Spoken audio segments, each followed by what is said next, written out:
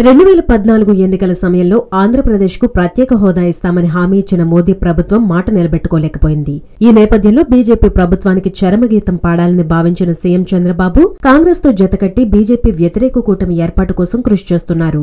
అంతేకాదు ఢిల్లీలో ధర్మ పోరాటం పేరిట దీక్ష కూడా చేశారు. ఈ క్రమంలో ఏపీ పార్లమెంట్ ఎన్నికలపై చంద్రబాబు నాయుడు దృష్టి సారించారు.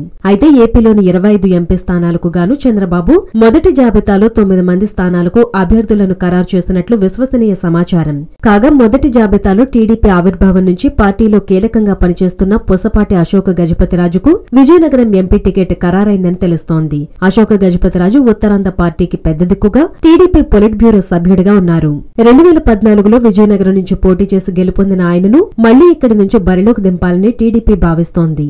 శ్రీకాకుళం నుంచి ఎంపీ అభ్యర్థిగా కె రామ్మోహన్ నాయుడుని తిరిగి బరిలోకి దింపాలని చంద్రబాబు భావిస్తున్నారు. అలాగే అమలాపురం ఎంపీ స్థానానికి దివంగత లోక్సభ స్పీకర్ బాలయోగి తనయుడు హరీష్ ను బరిలోకి దింపాలని చంద్రబాబు డిసైడ్ అయినట్లు సమాచారం. అలాగే విజయవాడ ఎంపీ స్థానానికి కేశినేని నానిని, కడప నుంచి ఆదినారాయణ పేర్లను ప్రకటించారు. గుంటూరు ఎంపీ స్థానానికి గల్లా జయదేవ్ కన్ఫర్మ్ అని సమాచారం. ఇక కర్నూలు ఎంపీ స్థానానికి కేంద్ర మాజీ మంత్రి కోట్ల సూర్యప్రకాష్ పేరు దాదాపు ఖరారైనట్లు తెలుస్తోంది. అలాగే నంద్యాల ఎంపీగా ఎస్పీవై రెడ్డి కుటుంబంలో ఒకరికి అవకాశం ఇచ్చే ఆలోచనలో ఉన్నట్లు సమాచారం.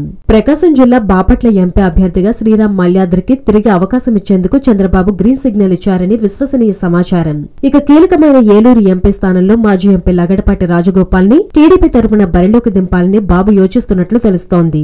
లగడపాటిని టీడీపీలో చేర్చుకుని ఇక్కడి నుంచి గెలిపించుకోవాలని బాబు భావిస్తున్నారు. ఇక మొదటి జాబితాలో 9 మంది పేర్లను ఖరారు చేసిన బాబు రెండో మూడో జాబితాను సిద్ధం చేసేందుకు కసరత్తు చేస్తున్నారు. ఇక ఎంపీ అభ్యర్థుల తుది జాబితా బాబు ఖరారు చేసి ఎన్నికలకు శ్రేణులను సిద్ధం చేసే పనిలో కసరత్తు చేస్తున్నారు.